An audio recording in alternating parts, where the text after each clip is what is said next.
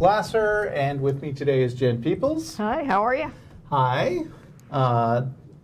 Let's see. We are a live call-in, internet-based atheist TV show broadcasting from Austin, Texas, dedicated to promoting positive atheism and the separation of church and state. You can catch us live every Sunday on YouTube or ustream.tv. You can provide feedback by commenting on the official show blog at freethoughtblogs.com/AXP. You can join the official Atheist Experience, the Atheist Experience official discussion group on Facebook. And if you enjoy this show, please check out our related podcast, The Nonprofits, which is, I'm kind of off today. Yeah. Okay, The Nonprofits airs on the first and third Wednesdays of the month. This is the first Wednesday coming up, so you can figure out the date. I think it's October 5th. We'll be airing live at 7:30 p.m. Audiences are welcome to join in for this show every Sunday, or also The Nonprofits on Wednesday evenings if you come to 1507 West Koenig Lane. And as always, the cast and crew of the Atheist Experience will be going to dinner after the show at Star of India, 2900 West Anderson Lane. We'll be arriving around 6:30. See you there. Just wanted to say that I'm wearing a shirt today that was given to me by the University of Texas in San Antonio Secular Student Alliance, where I gave a talk a couple of weeks ago. Great bunch of people, as are all the Secular Student Alliance groups. This may not be a shirt that I wear out in public that often, but, I figured it would be nice to show it off for them this one time. We had the annual Bat Cruise last week. As you already saw, Greta Christina was on, and we had a great lecture. We had a recent high. We had a very large number of attendees, and they had a great time. Even if the Bats didn't decide to attend this year, but I'm sure they'll be around next year. So if you missed them, get your tickets for next year early, and we'll try to get them out for you. Yeah. I guess the Bats didn't like the weather or something. I don't know. Yeah, maybe. Yeah, this is the first year that I can remember that we didn't have any Bats come out before the cruise ended. So. Yeah, and that was disappointing, but we had a lot of fun. Yes. Greta Christina is always fun to hang out with, and Rebecca Vitzman was a hoot. So, there's a lot of cool events that you can attend at the ACA. Including, we have our monthly lecture series, and that is the second Sunday of every month. And if you're local to Austin, you can join us there. But I did want to give a special acknowledgement that this month we are having two lectures because we have Ed Brayton, an author, blogger, and I think comedian sometimes. Seriously, I think he does that. And he's going to be hopping around Texas for a few days, and he's making a stop in Austin on Sunday, October 16th, in time for the next show. And on that day, we are going to be having dinner not at Star of India or Threadgill's, but by request, because Austin's a big barbecue city and Ed is a big barbecue fan. We're going to be going after the show that week to Styles Switch Barbecue, which is like 1 mile up the road from the studio. So I hope you will remember that. Hopefully Matt will also mention that next week and the week after. So see you there. And don't forget to come to the actual lecture by Ed Brayton, 12:30 on October 16th at the Austin History Center. How are you doing today, Jen? I'm great. Good. So I understand you got a flu shot this week. I sure did. Yeah, that's right. Yeah, I'm scheduled to get mine next week. I didn't remember, so I feel a little bad, but I happened to have a doctor's appointment, and they mentioned you can get a flu shot now, and I always enthusiastically jump to get the flu shot when offered the opportunity. Yeah, my son has already had his flu shot. He's got a doctor's appointment next week, so he's going to get his HPV vaccine, and it's also time for the meningitis vaccine, and he's due for the DTaP booster shot. Okay. So he's getting 3. I'll probably end up getting 3 because I'm also due for a tetanus booster. So, right. And the adult version now is the TDAP, which is tetanus, diphtheria, and acellular pertussis. So very important for adults to be vaccinated against pertussis Good. again. I'm so glad that we're both responsible adult members of society who appreciate science. And you know, I usually have a vaccination topic every year, and I have a lot of conversations with anti-vaxxers, especially on Facebook. And one of the things they come up with frequently is this claim that somehow the immunity that you get from having the disease is better than the immunity you get from the vaccine. So I wanted to talk about that a little bit today because there's actually research that refutes that. Okay. Specifically in reference to the measles vaccine. So measles kills about 140,000 people every year. And that's not fear-mongering, that's actual numbers worldwide. It's a highly contagious respiratory virus. Basically, it will run through an immunologically naive population pretty quickly. And one of the things that researchers have known for a long time is that the measles virus itself actually suppresses the immune system in its victims. So what this does is that it not only does the person suffer through the measles, which is not a pleasant disease, they also are much more vulnerable to other infections for a long time afterwards. They thought that went away after about a couple of months. In doing some more epidemiological research, they've discovered that immune suppression lasts for 2.5 to 3 years after someone recovers from the measles virus. And this, they discovered this because they were looking at the increased mortality following measles epidemics throughout the world. And there are some places where lots of people are not vaccinated for measles, and so you can see the after effects of a measles epidemic in these populations. Right.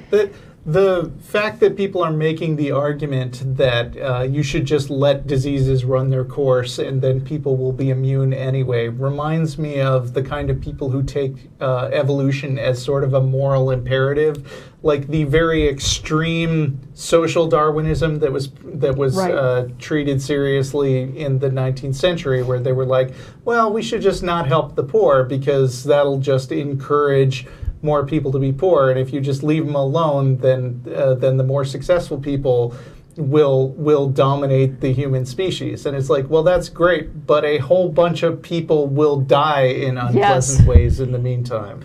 And like, sure, the end result of not getting a measles vaccine may be that you have fewer people who are not immune, but in the meantime, you've got a bunch of dead little kids, and I think we should agree that's not desirable. Right. Well, not only that, but the immunity that you get from having the disease is not only not better than what you get from the vaccine. Again, in the case of measles, it actually kills some memory cells that are part of your immune system. These are the cells that basically remember the other diseases you've had. So let's say you had, your family doesn't believe in vaccines at all, so you already had chicken pox. Those memory cells get wiped out. Now you get chicken pox again, or you get pertussis again because your body doesn't remember how to fight that. So it's important that you get the vaccine because the vaccine is not associated with this suppression of the immune system like this. You can avoid the whole problem just by getting a measles vaccine. And that's important because that was the vaccine, the MMR actually, was implicated in that disastrous Andrew Wakefield study that was later retracted. After that, the UK had a measles outbreak because of it. Right. And there were pockets of measles that cropped up in unvaccinated populations in the U.S. as well. Right. The people who are against vaccines, who like to pretend that they have some kind of scientific basis for their belief, all wind up pointing back to pretty much the same single Andrew Wakefield study, which had very, very tiny sample size, and also he wound up, losing his medical license? He did, yes. He did. Yeah, his sample size originally, if I recall correctly, it was 8 kids. Yeah, so not a very... And it was kind of an unethical thing that he did anyway. So there. Imagine some pollster came up and said to you, hey, our recent polls said that Jill Stein is ahead. She's like a 60% favorite to win the election. This is from a sample size of 8 people we called. Yeah. And they're all from the same town. You might want to be a little skeptical of those results. It's not like being against the most popular opinion automatically makes you wrong, but it should make you kind of look for other angles on that story. Yeah. And while I'm on this topic of talking to anti-vaxxers, I wanted to highlight a conversation I had with a guy not that long ago, and we were talking about vaccination, and this guy is opposed to getting a flu shot or any other kind of vaccine. And one of his arguments was, well, I've studied biology at 6 different universities over the last 20 years, so I know what I'm talking about. Wow. Yeah. And I'm like, so you have a degree? Does he have 6 different degrees? Yeah, I said, you have a degree? And no, never got the degree. But he accumulated enough, he's got enough credit hours to have a PhD. So did he flunk out of all those classes, though? That kind of makes a difference. One thing I wanted to point out is that, okay, getting a PhD is not a matter of accumulating hundreds of hours of mostly lower division credits in a particular subject. Education is not a role-playing game. You don't get experience just by hitting bunnies. You have to actually do the hard stuff. Yeah. And so, anybody that says, hey, I've got enough credit hours to have a PhD, or I'm a dissertation shy of a PhD. It's like, that's pretty much the PhD, because when you get to that point, that's pretty much what's ahead of you. That's it, Yep. There's not a lot of coursework at that level. Good grief. But yeah, so, and then the last thing he said to me was really hilarious. He said, yeah, I don't start stuff, but I finish them. I'm like, dude, you went to 6 different universities over the course of 20 years and you still didn't get a degree. No, you don't finish things. So anyway, well said. Don't do that. So if you're tempted to argue your point, don't do that. I mean, people in general shouldn't argue by saying, "Hey, I know things." Like, you should believe me because I'm very smart. Because, I mean, unless they are coming up with a shorthand for using themselves as an argument for authority, which, if you did an independent study that is widely cited somewhere, then maybe your own personal authority is good enough to bolster the claim. But in general, I assume that anybody tells me, just believe me because I'm smart, makes me assume that they are not smart and I shouldn't believe them, because that argument sucks. Right. If you've published something in Science magazine or Nature magazine or something on the topic that you're arguing, you can reference your own work like that. Argument from authority is not a problem if you're an actual authority. Argument from authority is a fallacy if you're like this guy who's been to 6 different universities over the course of 20 years and still doesn't have a degree. Right. But we're supposed to trust him because he's been to 6 different universities over the course of 20 years. Yeah. And he's got a lot of lower division biology credits. I mean, that's a problem. There's one thing that I consider myself kind of an expert on, and even then there are a lot of people who are definitely smarter than me and know more. But I mean, if you have a question about like web development architecture and what are the best practices, I have a lot of opinions and I will just state them on my own authority. Right. But if you ask me where I got that information, I might point you to a whole bunch of different articles that say, look, here's why you do it this way and not this way. Yeah. Me saying I have 2 degrees in computer engineering is never going to be my final backup. And if it was, you should hold my experience with suspicion, because one of the things you learn from being educated is how to properly cite the primary sources. And speaking of which, my primary source for this information today, Science Magazine. Okay. This was published actually May 7th, 2015, so you can look it up on Science. Right. Although, Science Magazine tends not to be but I assume that article itself cites some specific peer-reviewed studies, right? Science Magazine is the premier peer-reviewed publication in the U.S. Okay. Yeah. All right. Shows what I know. Yeah. Good thing I didn't say I was an authority on that. I guess I was thinking, I thought Science Magazine was one of those, popular science. No, I think you're thinking of Scientific American. Yeah, that must have been what I was thinking of. Sorry, don't listen to me ever. Anything else? That's it. Okay. So get vaccinated. Yeah. Public service announcement. Carl, Washington, D.C., you are on the air. Hello. My name's Carl. Hi, Jen and Russell. Hi. Nice to talk to you. I'm a theist, and I want to sort of just challenge people on atheists on the accusations made about, violence in the Old Testament and things like that. Okay. Mm-hmm. So, a lot of it is sort of overblown. And in what way is it overblown? Yeah, what particular things are you thinking of? Well, so for example, in the Jewish law, you weren't, stoning kids, for example, is not something that was routine. It's not. It's kind of like when you have for example, in the tradition, it was considered a blood court if you stoned more than one person in 50 years, for example. It's something that wasn't really applied at the time. And in what context would it be appropriate for you to stone your child to death ever? Because today? At any point, in what context would it be appropriate? Because I'm sitting here looking. All right. I am disappointed. Yeah. Another person failed to defend the Old Testament. Yes. Oh, well. All right. Let's see. We're going to move right on to Andrew in Ohio. Hello. Hello. Hello. How are you? Fine, thanks. How are you? Not too bad. Just things are starting to cool down here in Ohio. How about in Texas? Actually. Today was still 99 degrees. But this weekend we had a nice bit of rain, and it's been a little chilly at night, so that's nice. Yeah.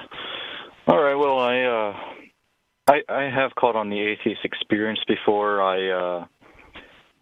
The last time I was stuttering like a mad person, so I actually wrote my stuff down. Oh. So I'm sorry. I hope people didn't think badly of you. It's no problem. I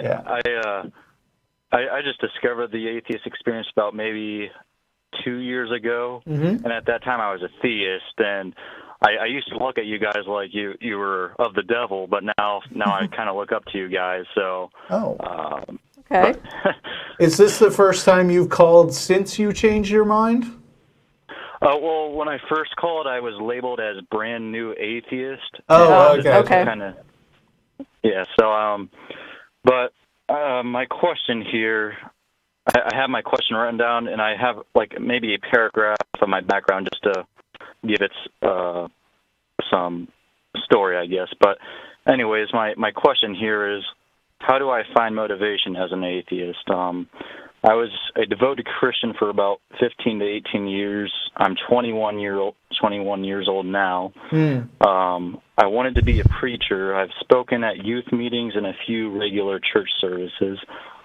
And in the mid to late summer of 2015, I left the job due to the advice of my pastor, who had a stable life. He recommended that I leave that job and take on a part-time job and go to college because he said he saw potential in me.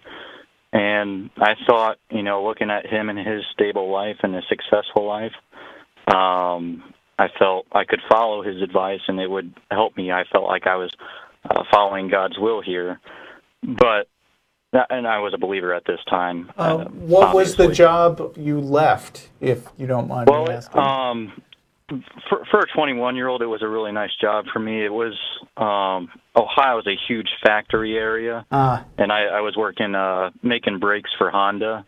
Okay. And it was a nice, stable job. But my pastor wanted me to do more. Okay. You have industry experience for starters, but I mean, I know that's not your question, but I'm thinking about your career. Maybe not the thing to be thinking about, but go on. Okay. Yeah, feel free to interject as I'm reading here. It's not that long, but so I took his advice. I left that job, and I thought things were going to go well, but they kind of took a ugly turn. Yeah, I had trouble getting up onto another job, and just things were just going to hell, really. And this was like the most stressful time in my life, and I didn't know how to deal with it. One of my biggest stress relievers is just taking a drive.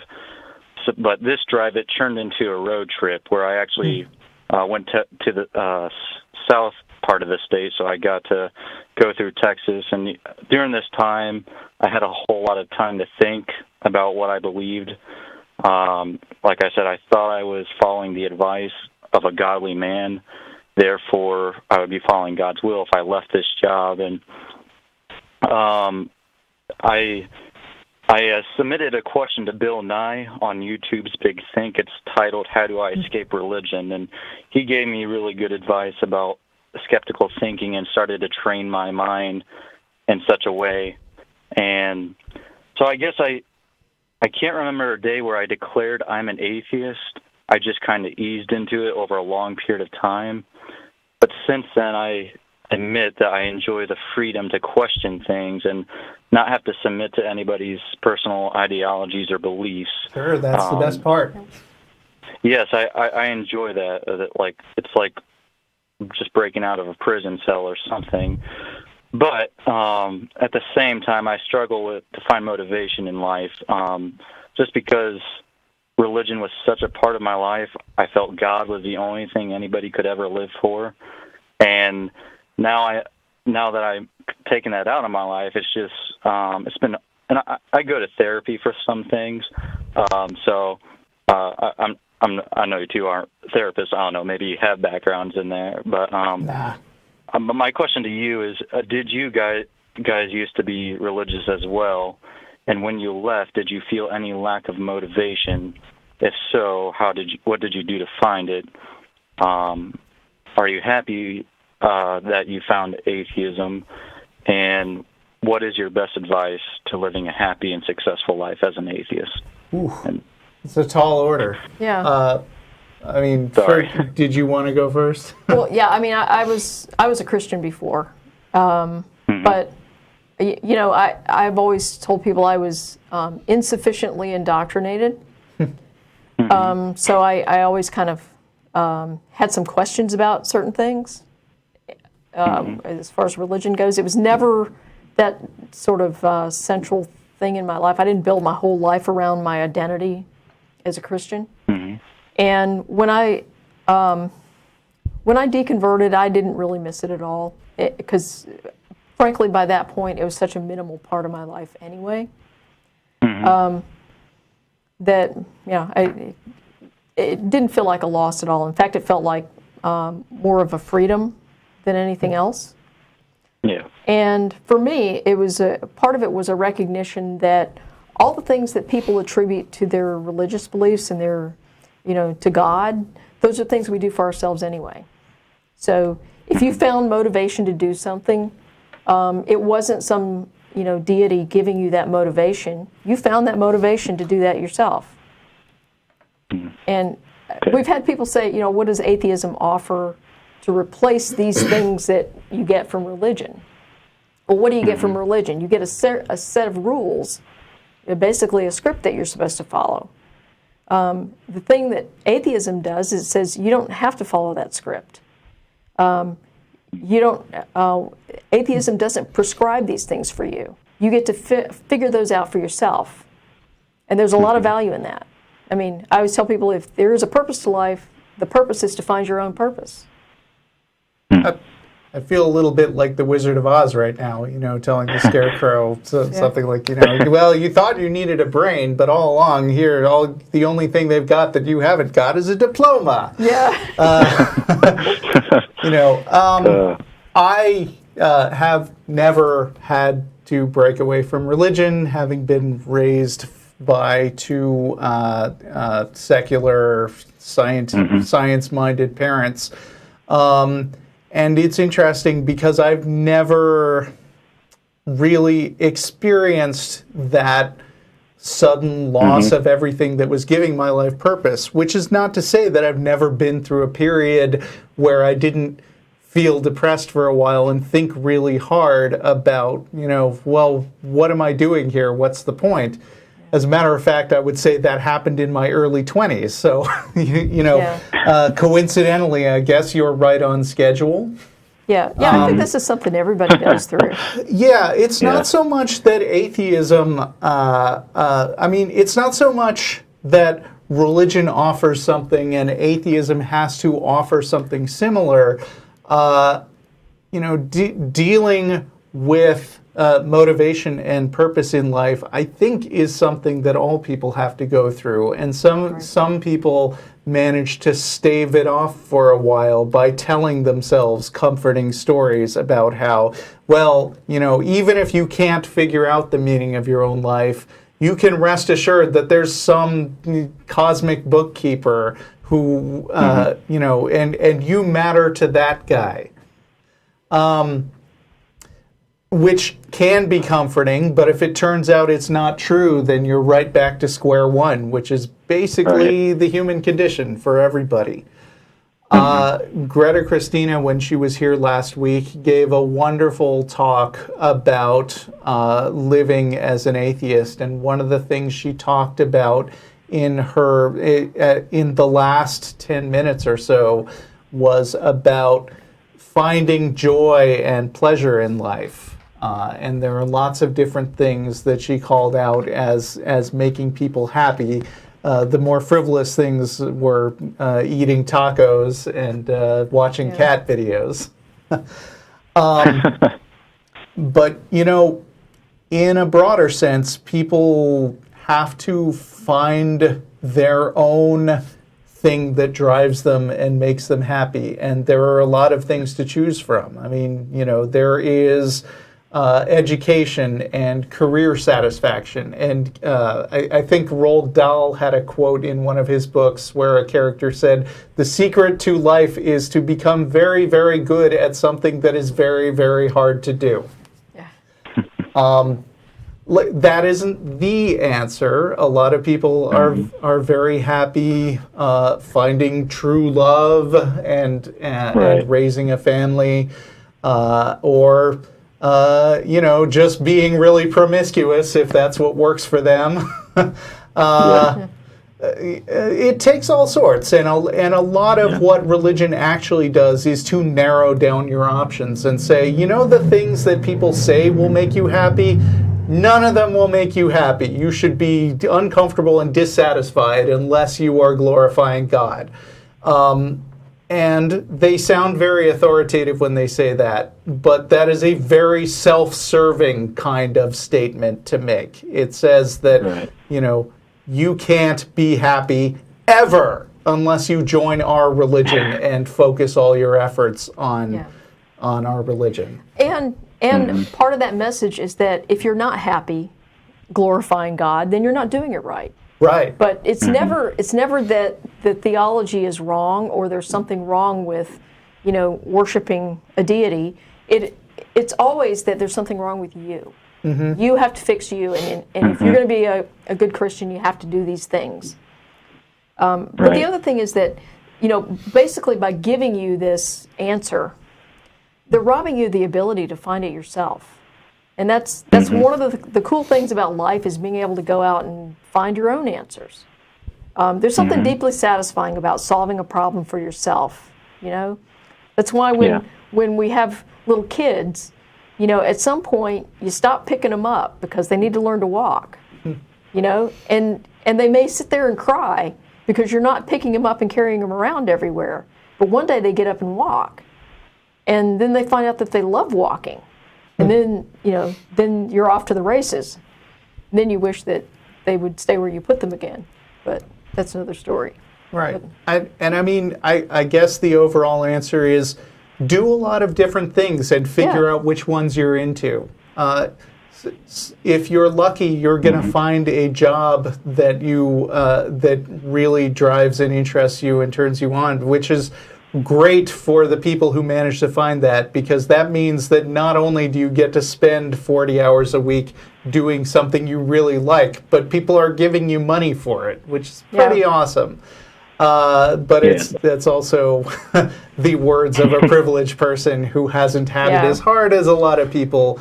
But if the job is not the thing that motivates you, then make sure to take plenty of time for yourself and find a good hobby. Try to get out there and do things that will bring you in contact with a lot of people. And not only can you maybe enjoy their company, but you can ask all of them, what do you do? And that'll expand the world of options that you have, because maybe they love something you never even thought of. Right. Okay, well, thank you so much for your time. I appreciate both your answers, and I feel like I can take away from what you guys have said. So I do hope to visit the show in person someday and go to the after show with everyone. So okay. I hope so. Thank you very much for your time. All right. Nice talking to you, Jacob. Or Andrew. Andrew. Sorry, Jacob's the next guy on the line. All right. Have a good one. Okay. All right, you too. Bye. Oops. Hello, Andrew. I mean, Jacob. Hey, I'm Andrew. No, you're not. I'm not falling for that twice. In Tennessee. Jacob's in Tennessee. Yes, that is me. How you guys doing? All right. Good. I think there's a lot to be said, just with what that last guy was saying. I think there's a lot to be said about the normative context, because I think religious people tend to be happier and tend to have good life satisfaction and longevity and stuff like that. Slightly. I mean, don't overstate the case. There is a little bit of statistical correlation, but it's not like religious people are thrilled all the time and atheists are miserable. Yeah, and there's a lot of research out there that says for people that are, for example, depressed people, religion actually doesn't help. So we have to kind of put all this stuff in context. And the other thing is that when it comes to religion, when people don't have really good social supports, they tend to turn to religion.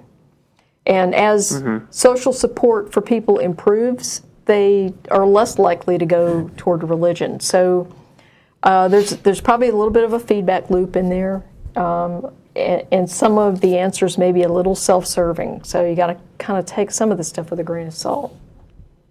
Sure.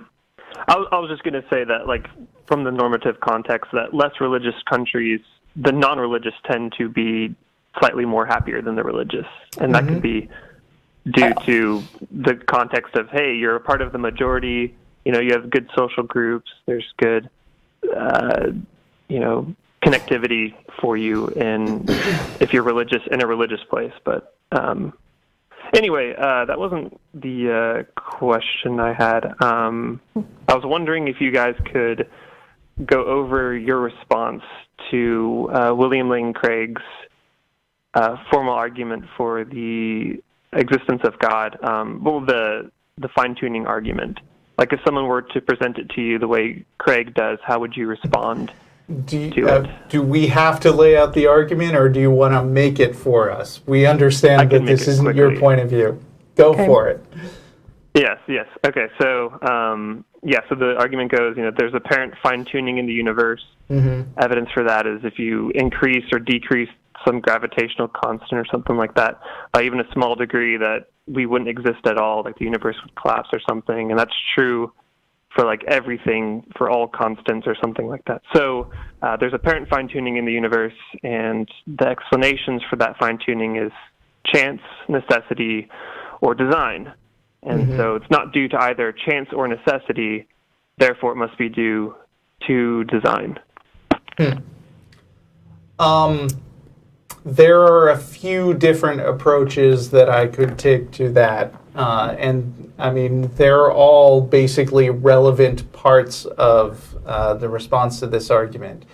One of them is basically that first of all, some of the fine-tuning arguments are overblown. I mean, like some of them are basically like, I think one of them is that if the Earth was just a little bit closer to the sun, it would be too hot, and it would burn up. And if it was just a little bit farther from the sun, it would be way too cold, and we'd all freeze to death. And thank you, Jen. I see what quote you're looking up. I'll let her read that one. I mean, that is one example, and when I say it's overblown, what I mean is that there's actually a pretty wide range of wiggle room in there, even for humans. But there's also the point to be made that all of life on Earth evolved around the environment that we already had. And so, of course, humans are most comfortable in this narrow band of how hot or cold it is, because the things that weren't suited for this environment died, and the ones that were suited for the environment are still around. Jen? Yeah. So what I was looking up here, my favorite response to this fine-tuning argument is actually a quote by Douglas Adams. The puddle? Yeah. Okay. So you know the quote about the puddle, right? Well, the rest of the audience might not. So. Yeah. It's everybody else. It's basically the puddle says, "This is an interesting world I find myself in, an interesting hole I find myself in. It fits me rather neatly, doesn't it? In fact, it fits me staggeringly well.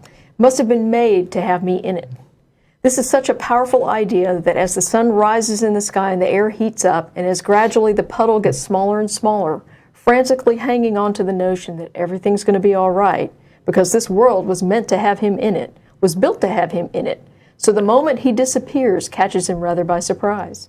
I think this may be something we need to be on the watch out for." Right. So. Yeah, and that is a very good metaphor that Douglas Adams came up with. Yes.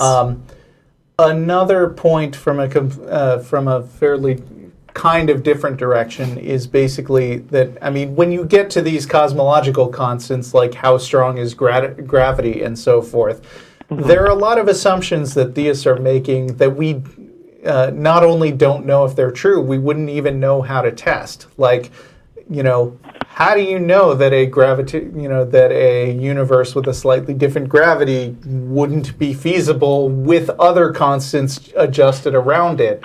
Do we have any counterexamples?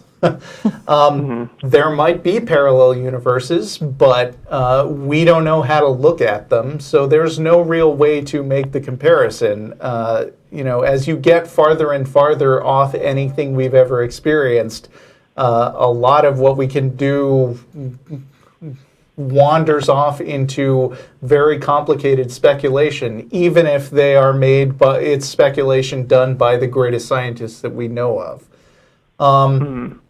And there's also the question of, are there other universes? How many other universes are there? Are there infinite universes? Then obviously,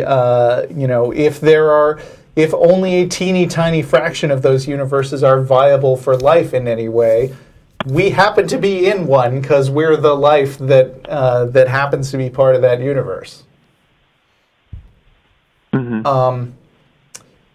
But I mean, you know, the big problem overall is that when theists come up with a hard problem that they think can't be answered, they cheat. They come up with a shortcut. They say, so obviously the idea that there is an all-powerful magic man in the sky who can do anything he wants to is the one and only solution to that.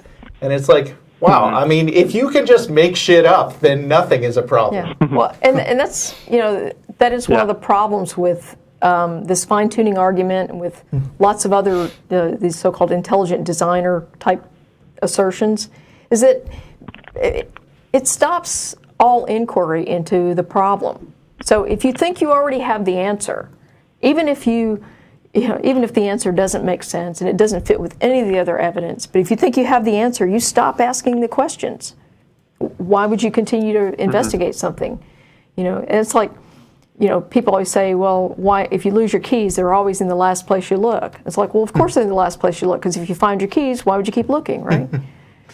And that's kind of how it works with you know, the fine-tuning argument and everything, too. It's like, okay, you think you hit on the answer here, you know.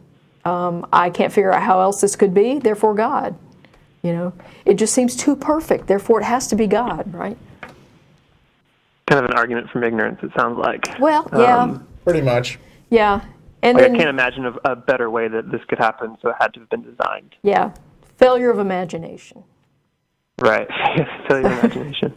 So it sounds like, kind of overall, at least, Russell, your idea is that the first premise, the idea that fine-tuning doesn't really exist, because, like, fine-tune to what degree? Because there could be variation, and then also if something were changed, other things could change, and then life could be permitted just as easily.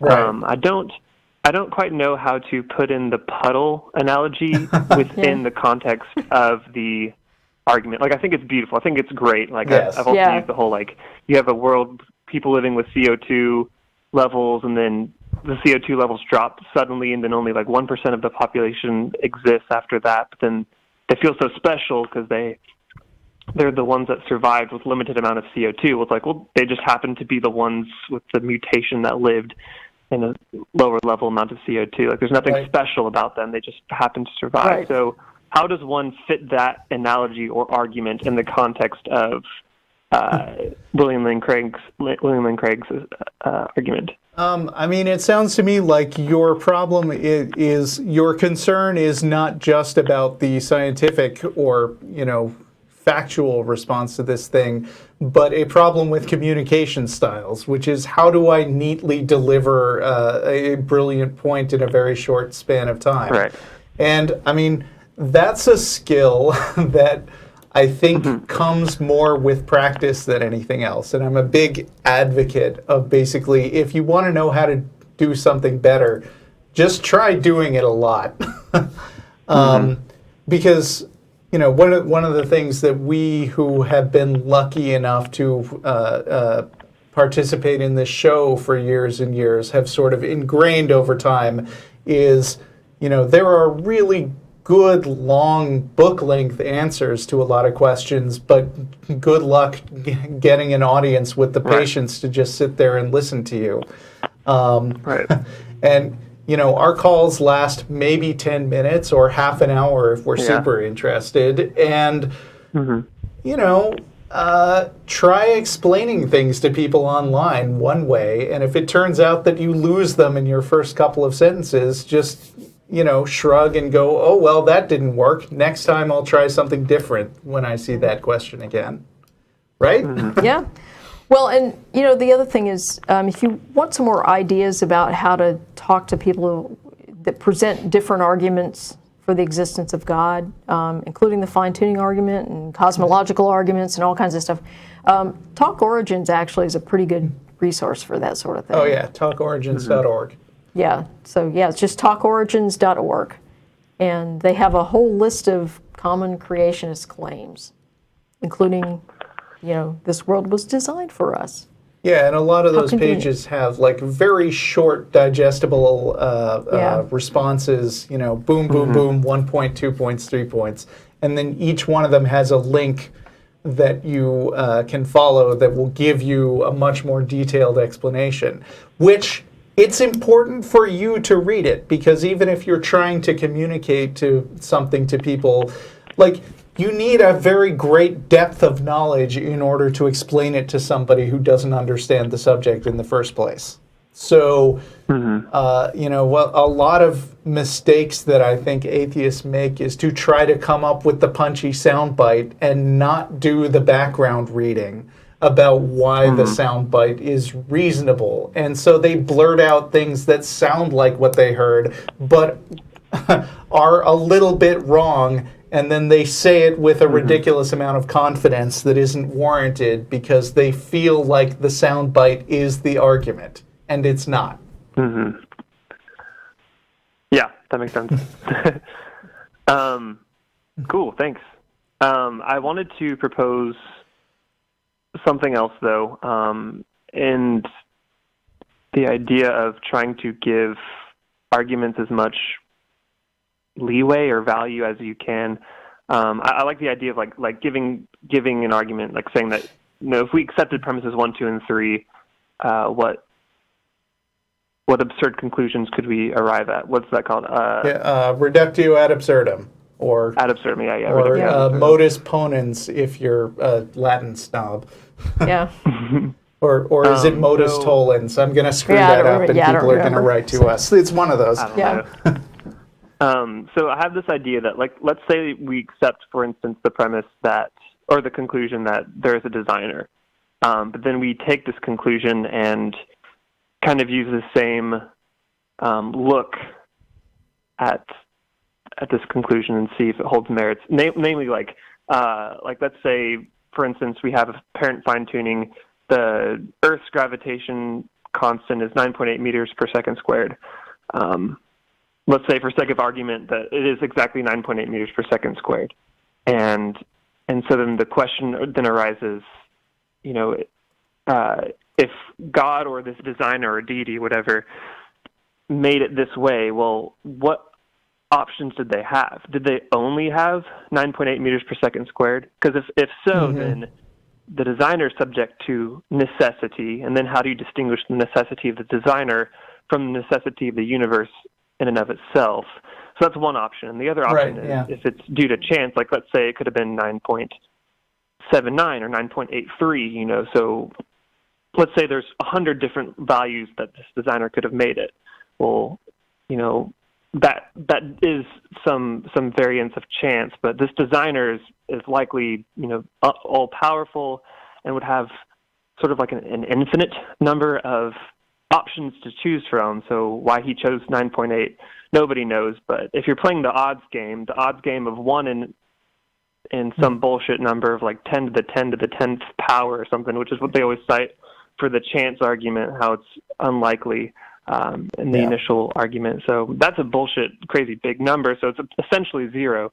If you take that and compare that to 1 in infinity, where you have literally an unlimited number of options to choose from, then you go with the chance that's actually numerically feasible. Theists really like to use arguments with really big numbers because, I mean, it is a general trend where they're not really trying to educate people and help them come up with a way of learning about true things. They just want to throw as many baffling, confusing things at the argument and then make the point, oh, you know, this is too hard for you to understand, so you better just assume that it's true. In fact, a few times I've mentioned that, like, theists always seem to become amateur stand-up comedians when talking about big numbers, because they can't ever just say, you know, oh, it's 10 to the 29th power. They always say, like, that's 10 with 29 zeros, and how big is that number? Why, it's so big that if you had 10 to the 29 bananas, you know.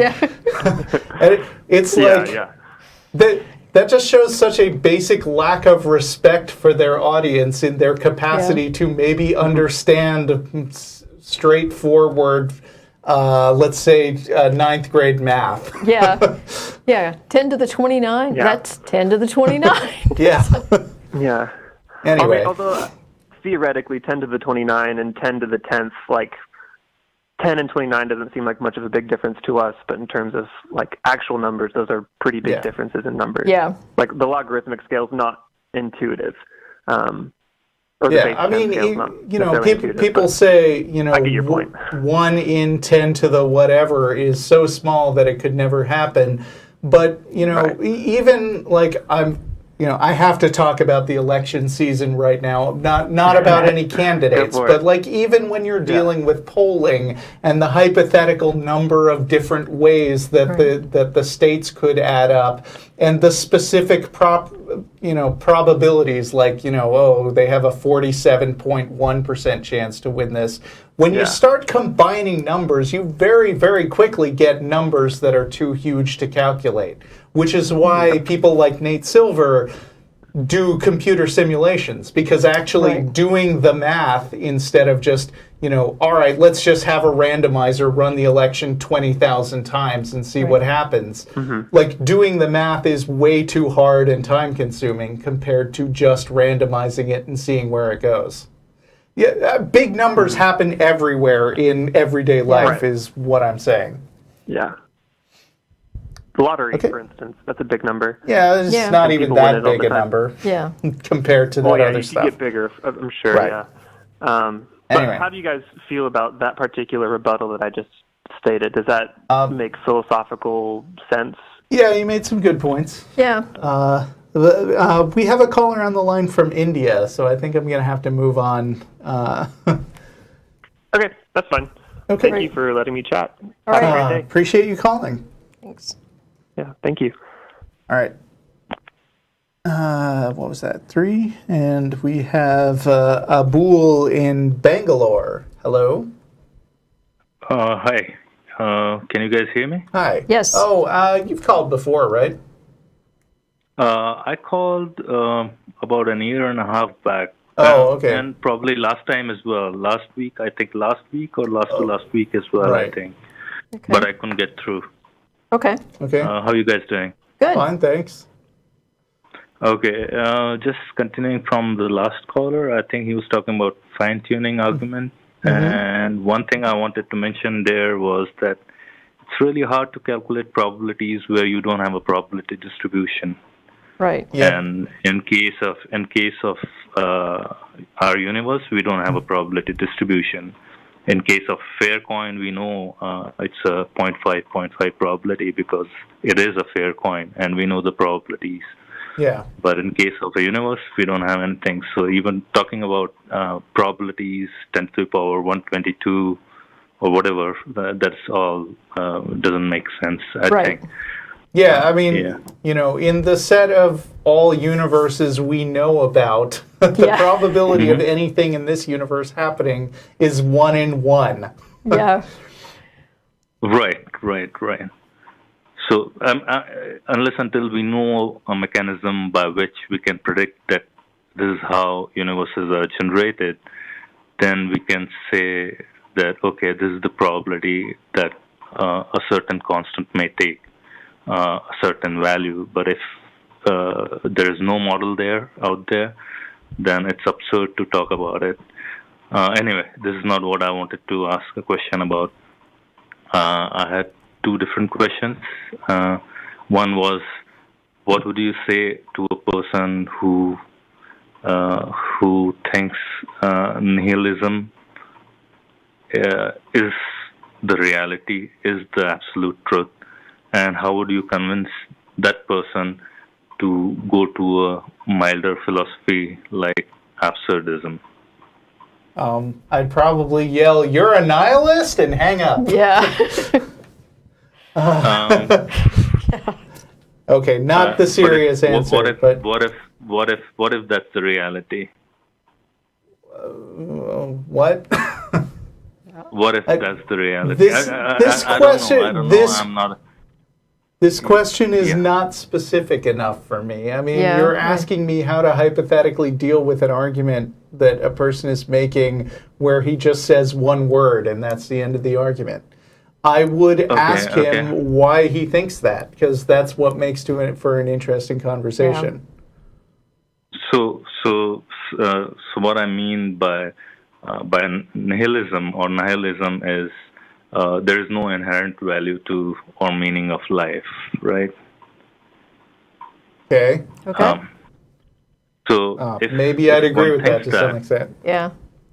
Yeah, and that's in that very sense, since I'm saying that I am a nihilist, but I keep swaying between absurdism and nihilism. And what do you mean?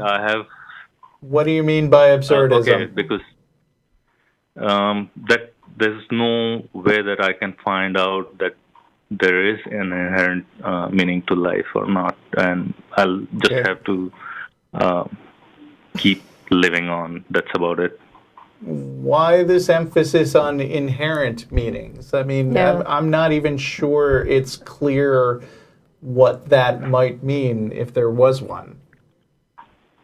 I agree to your point that question is a loaded question as to why you have to take an inherent value or meaning of life to keep on living. Why can't you find? What?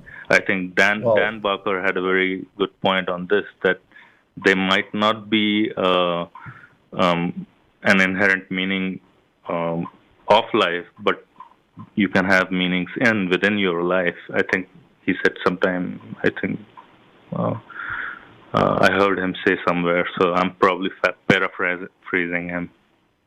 Well, this kind of gets back to the conversation we had earlier with Andrew, who was wondering, how do you find your motivation? I mean, right. I think what is the meaning of your life? That's for you to decide. So as far as it having any inherent meaning, no. I mean, I guess, a lot of theists will tell you that your purpose in life is to glorify whatever deity belongs to that religion, or, you only find meaning through study and worship of this deity or whatever. And, I don't believe that. I think people find meaning in life through a lot of different activities. Right. I totally agree. That's absurd, and no pun intended here. But I agree. Okay, I think this is too vague a question for to move on. I'll ask my next question and probably call some other time with a better question. Okay. So I was hearing this guy called David Robertson, whom Matt had a I think debate with on Unbelievable. I think. Never heard of him. David Robertson, I think. Okay. I'm sure the pastor, you probably got the name right. You mean the pastor, not the baseball player? Scottish. Yeah, he's a Scottish pastor or something like that. Yeah. So, do you ever feel that you hear somebody like him and feel like, wow, this guy is full of bullshit? I heard him a few times, and I realized he's like full of shit. I don't know. Well, I don't know. I don't think I've ever heard David Robertson specifically, but yeah, I've heard a lot of pastors that I thought were full of shit. So yeah, a lot. Yeah. Okay. Yeah, I don't know. I heard Matt did with him. And, these guys have a way around the people. Maybe that's how they get their recruits from. I don't know. I heard the key to being an evangelist is to sound super confident about stuff you have no idea about. Yeah. If you can fake absolute certainty about things, then there's a certain subset of people who will take you seriously. And learning to recognize that fake sincerity and learning to ask questions like, how did you find that out, is kind of the key to dealing with that approach in general. And and lots and lots of very popular religious leaders, and maybe some people running for president have that trait of just insisting they know what they're talking about all the time. Yeah. Right. I think that's happening in America right now. I mean, yes, but we're not a political show. I think. Yeah. I agree. We're not going to go there. That's going to become a 3-hour debate or even more. So I'm not going to go there. Definitely. I appreciate you taking my call. Thanks, Jen. Thanks, Russell. Thank you for calling. Probably call back sometime again later. Yeah. Okay. Thanks. Sure. Bye-bye. Thanks. Bye.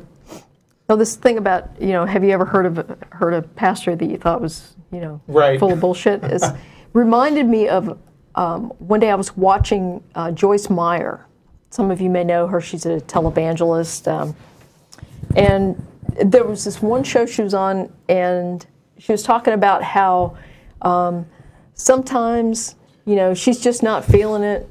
And, she puts together a sermon, but, the Holy Spirit's missing, and she's just not feeling it and everything. And you can tell that she's just phoning it in. And I was listening and thinking, you mean like right now? Like today? You're just phoning it in because you're just making shit up, And so it's like, you guys do this all the time, these televangelists.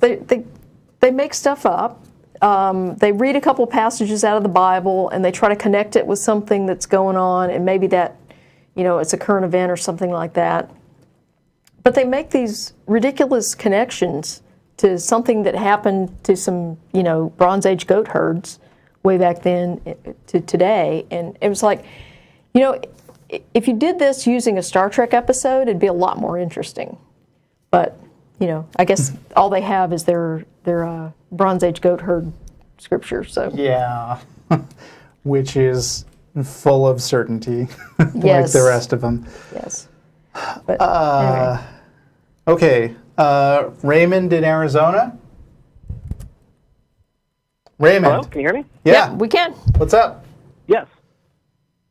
You're first of all, I just want to say, first time, long time, really big fan of the show. So my question is, first of all, before I even get into my question, I want to make sure that we have the same definitions on some things, and I'm taking your definitions for them, so I assume you'll agree with them. Okay. Okay. So, first of all, you guys would define an atheist as someone who rejects the notion that a God exists, yes? Yeah, that's pretty good. Yep. Okay, and then an agnostic, the difference between a Gnostic and an agnostic would be on a matter of knowledge. Yes, or a claim to knowledge. Yeah. Right? I've heard there are more specific definitions of Gnostic, which aren't anything like that, but that's a good way to explain it. And whatever else we say to you on this call, can I just say how refreshing it is that you took the time to look up and understand what we would probably say about something instead of just trying to shove words in our mouth. It's very refreshing. Oh, you're welcome, I guess. I mean, okay. I'm really... we have a lot of people in the theistic community who sort of give ourselves a bad name, and in terms of at least logic. Yeah. So thanks for that. But, that's all. So based off of those, something that I know that Matt has said before, and I know that I've seen a couple other times. I don't know if I've seen you two specifically say it, but you guys have said something to the extent of you can be a Gnostic theist, a Gnostic atheist, an agnostic theist, and an agnostic atheist. Correct. Sure, yeah. Okay, and so most of those...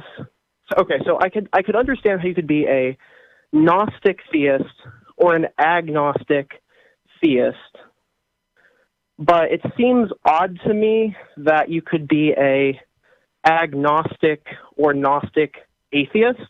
Okay. And the reason why sort of goes back to like the marble example you guys use. Okay. So if you imagine that I gave the marble example as a test, right, to 3 kids. Okay. I'm and one of them not said, sure what this is. But, I mean, just say it. I'm sure I'll recognize it.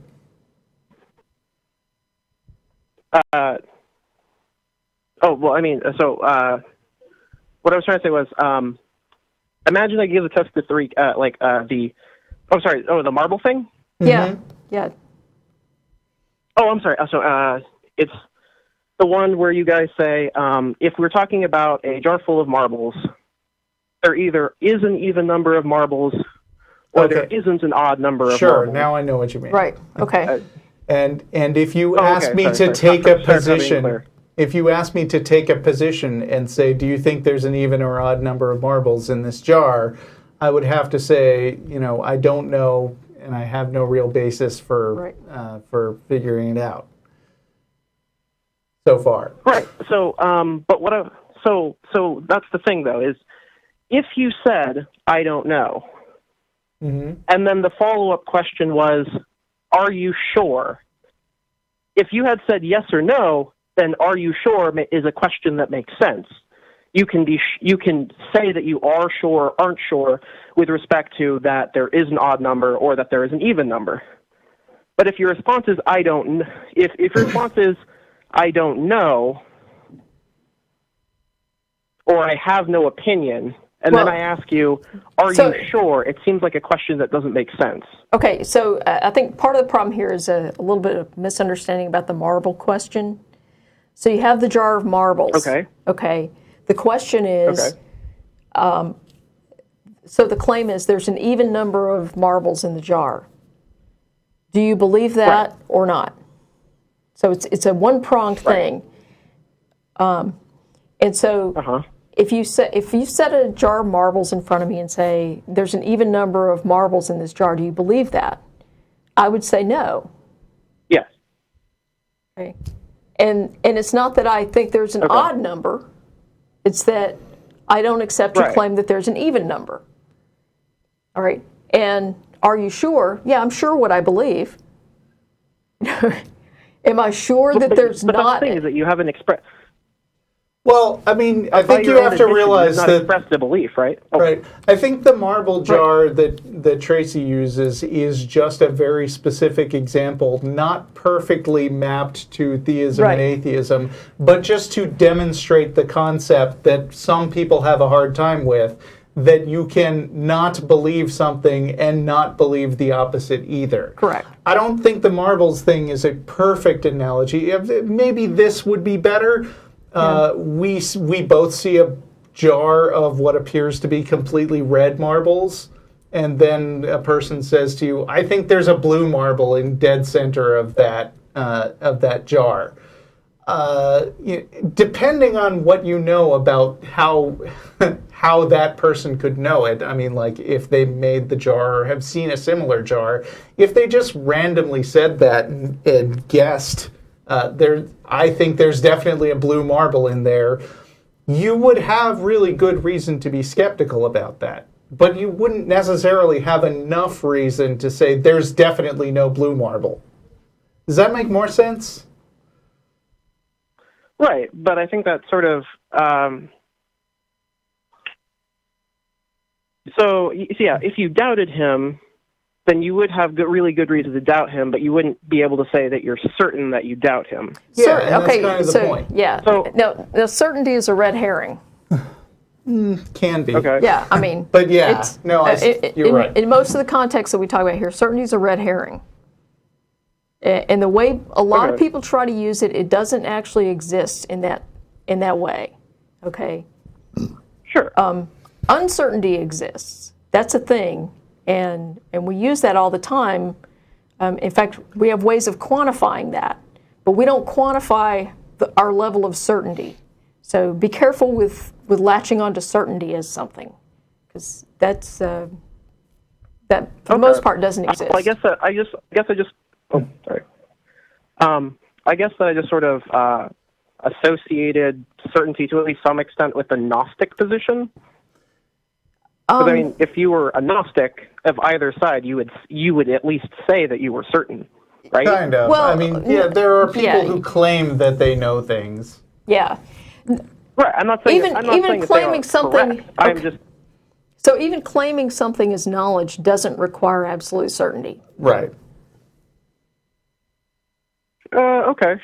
Sure. Yeah. Okay. Sure. I guess I can buy that. I actually have a hard time with this that might one help sometimes, but I have philosophers who assure me that maybe my working definition of knowledge isn't very good. So I believe them because they know more than me. Yeah. Yeah. So maybe something that might help me understand better is, what would you say that the Gnostic atheist position is? Like, what do they believe or fail to believe? I think that a Gnostic atheist position would be you don't believe in God, and furthermore, you believe that it's possible to claim as knowledge that no God exists. And it's not necessarily... I'm sorry, can you repeat that one more time? You not only don't believe in a God, you believe it's possible to claim that no God exists as knowledge. And that doesn't mean that you... More than that, wouldn't a Gnostic atheist say they do have that as knowledge? Like yes, they would claim that as knowledge, right. That no God exists. They know no God exists. And that doesn't mean that they're claiming certainty on that. They're just claiming that there's sufficient evidence for them to basically say, I accept this as knowledge. Yeah, in a lot of cases, this is kind of nitpicking over detailed definitions, because I think someone who would claim the mantle of agnostic atheist, or Gnostic atheist, but agnostic atheist would say that they're just not comfortable describing their level of confidence as knowledge. Right. And I think maybe a lot of Gnostic atheists have about the same level of confidence, but do feel confident using that as knowledge.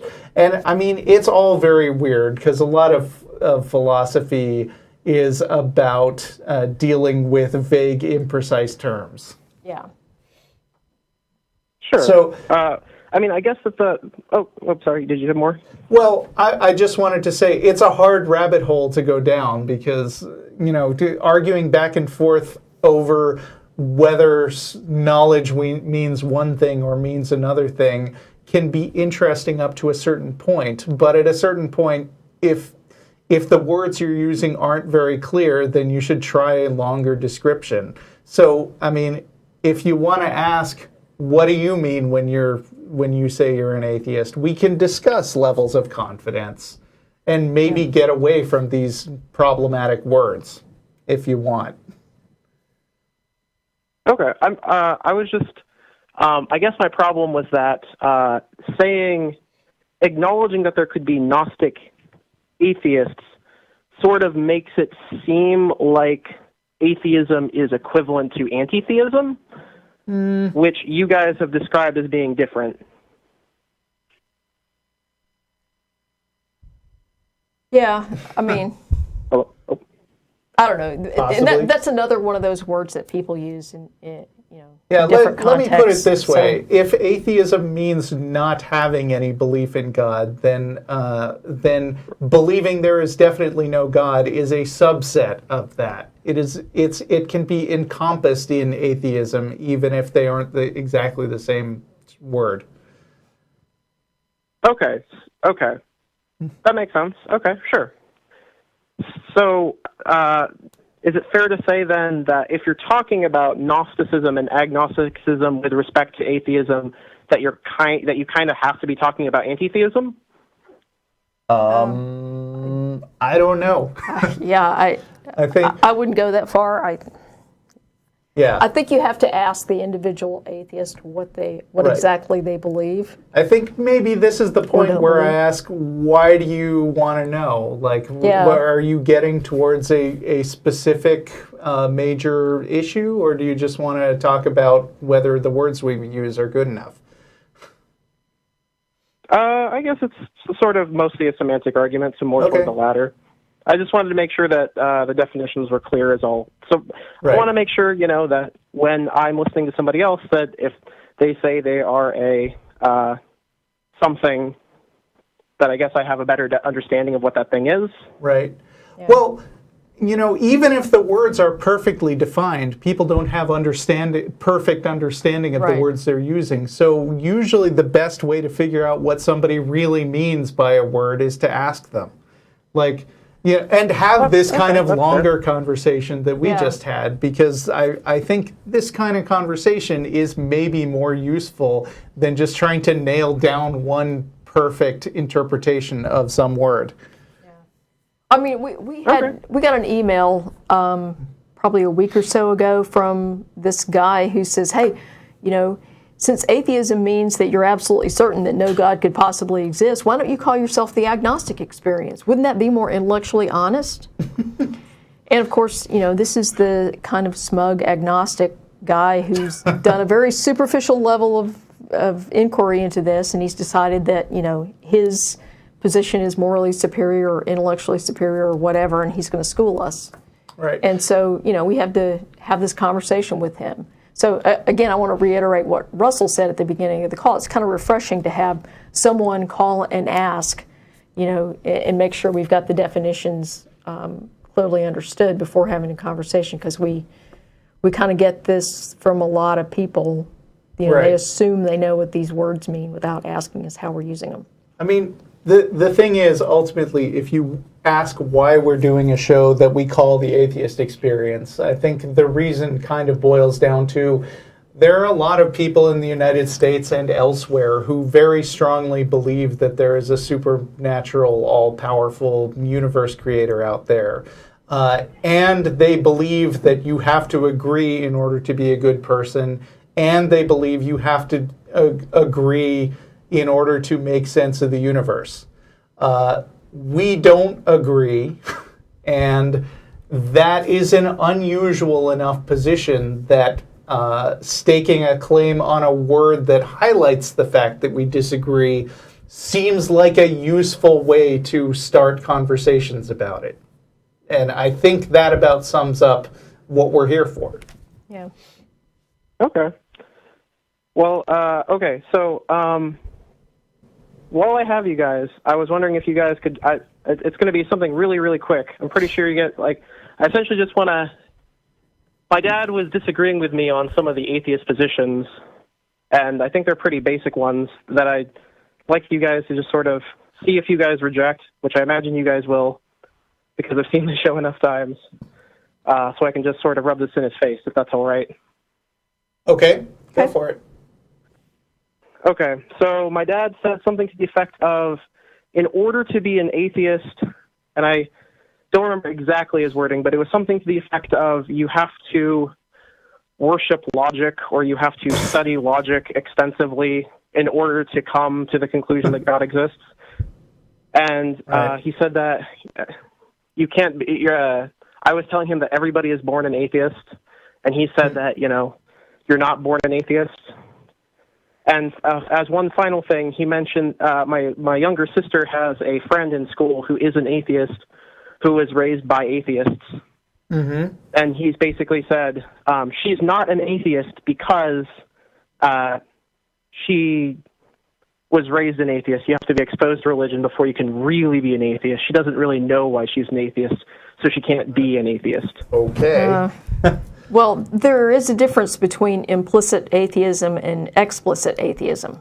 So implicit atheism is kind of what you were talking about with people being born an atheist. And it's I don't think it's a particularly useful distinction to make. Because again, an infant in particular can't even evaluate any kind of religious argument. So they can't be a theist or an atheist or anything. As far as being an explicit atheist, I don't think you have to be indoctrinated and then reject that indoctrination to be an atheist.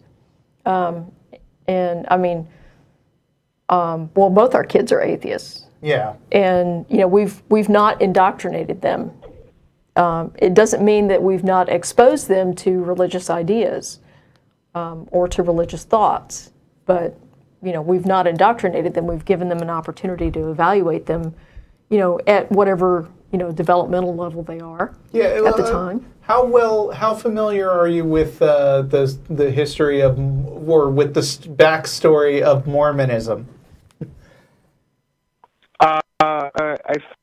Okay, so.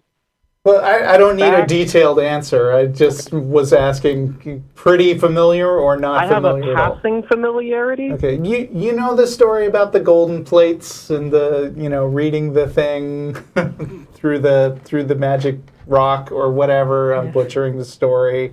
No, I'm not. Oh, you don't know that? Okay, well, an angel brought down some golden tablets to this guy in the mid 1800s, and they were tablets that only he could read, and they contained a new book of the Bible.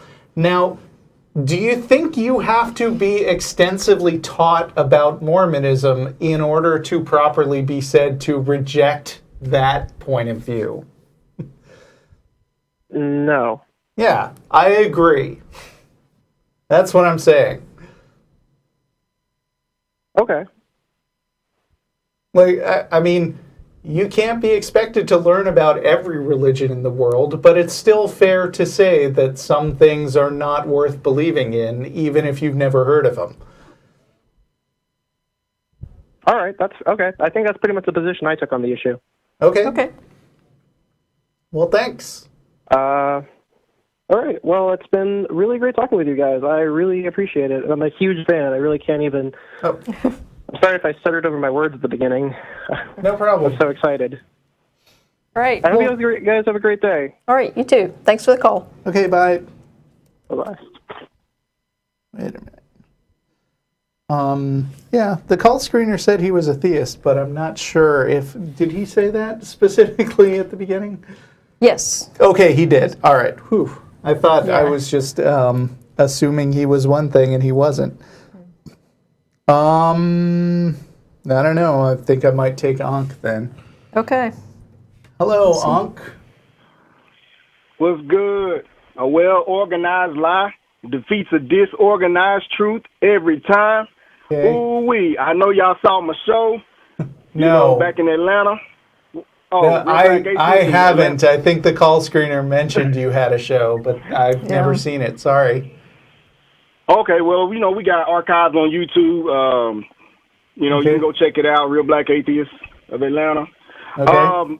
What I want to talk about is, and I know a lot of black people don't really look at y'all show, and and I'm glad we have, y'all have a show as well as we do in Atlanta. Mm-hmm. Right now, I'm in Texas because we got Dr. Umar Johnson coming down to speak in Killeen and stuff like that. So right now, I'm in Texas. Welcome. I would like to hang out with y'all, today if y'all want to meet up or whatever. So we can get down on some knowledge or whatever. But my thing is, with the black community being in the shape that it's in, why are they still praising Jesus? Why are they still praising God when black people are at the bottom of the food chain? And see, with this helpless mindset that the black people have with Christianity, it makes them incompetent. It makes them less motivated to change their lives. Wait. Do you think that black people are economically disadvantaged because of their attitude and because they're incompetent? Well, it's a bunch of self-hatred. You know what I'm saying? A lot of black people hate themselves more, but love Jesus. But love Jesus more than they love themselves. So that's why you have a high... Go ahead. Well, I think that's a common feature of Christianity. I don't think it's specific to the black community. Right. And that's what me and Dr. Umar Johnson is going to talk about tomorrow, about, self-preservation, being more motivated to change your life. Because when you fail to see yourself as the one in control of your life, you become less motivated to take the initiative to change your life. And I think that's what Christianity has had a hold on the black community. We have high murders, we have poverty, prostitution, STDs, you name it, we got it. But you got this nice, pretty church sit dab in the middle of the black community. Why is $2.5 million going into the church, but nothing is getting dispersed back into the black community? We are the poorest people you know what I'm saying, that goes to church, and we praise Jesus. We thinking Jesus is going to come back to save us, but we're constantly giving our money and not paying our bills. And I think that's the problem that we have in the black community, you know, as far as like religion goes. And, you know, and it's sad that they take on and I'm not trying to be racist because I'm on the same side as y'all, so don't take this the wrong way. But I feel like it's kind of crazy that black people have taken on the religious beliefs of the slave masters, because religion was given to blacks to make them docile to the slave master, because I think Ephesians 6:5 says, obey your earthly master as you would do Christ. So the slave master would teach the black preacher to the pie in the sky, hard work, and you're going to get your reward after you live. So black people have been believing this for over 400 years. And now, you know, and another thing, our ancestors pretended to believe. You know, white people have been believing it for 2,000 years. I'm not sure I see I mean, I love a good opportunity to bash religion. Don't get me wrong. I just think it's also possible to oversimplify a variety of complicated causes for a problem and boil everything down to one thing.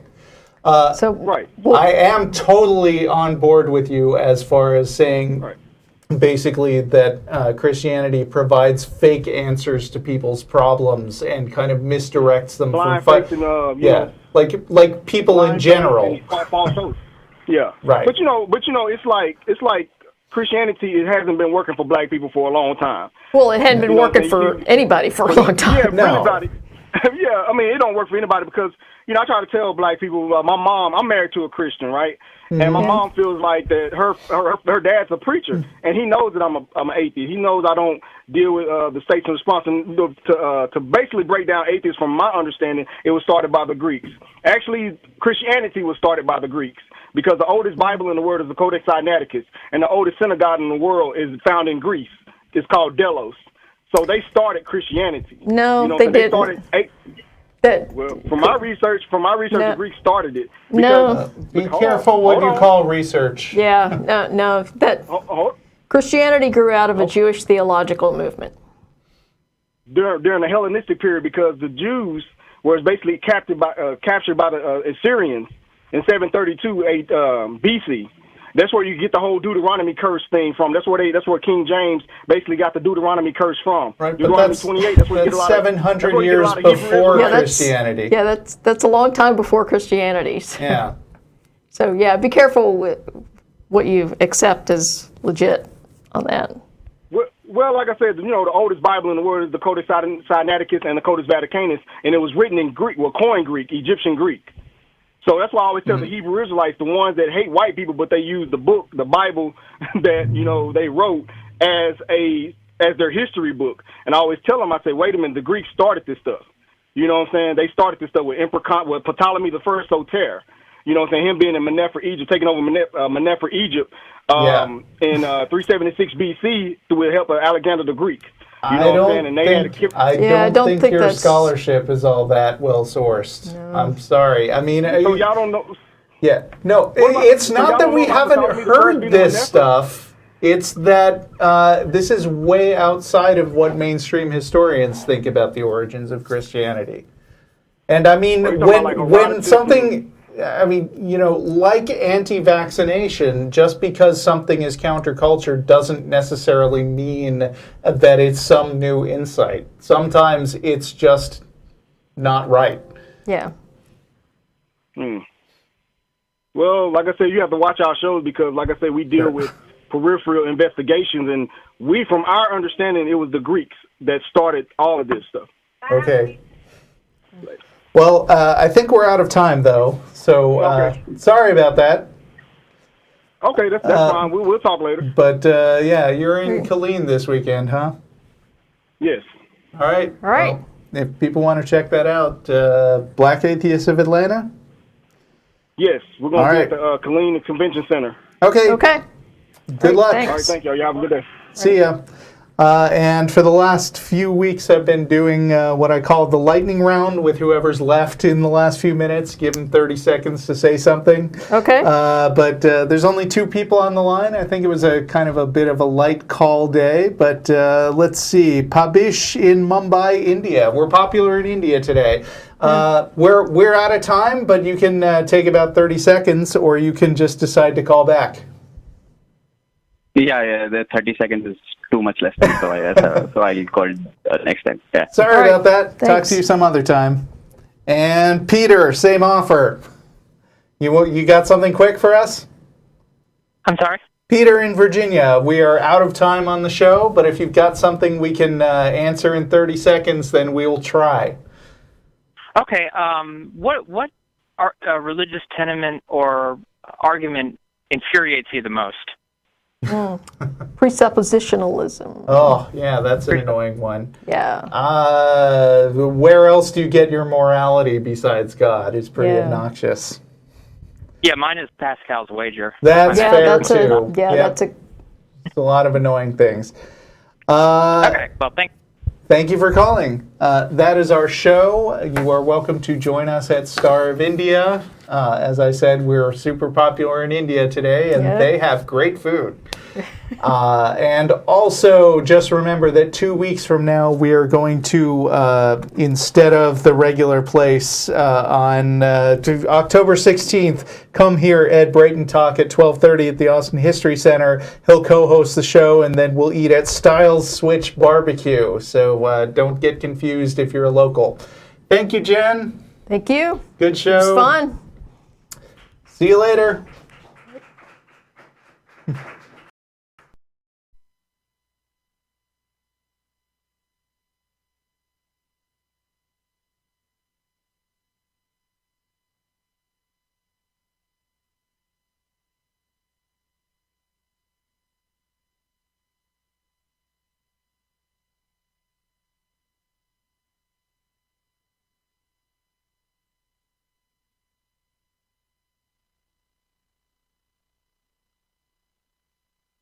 Hi, this is Russell Glasser, host of The Atheist Experience.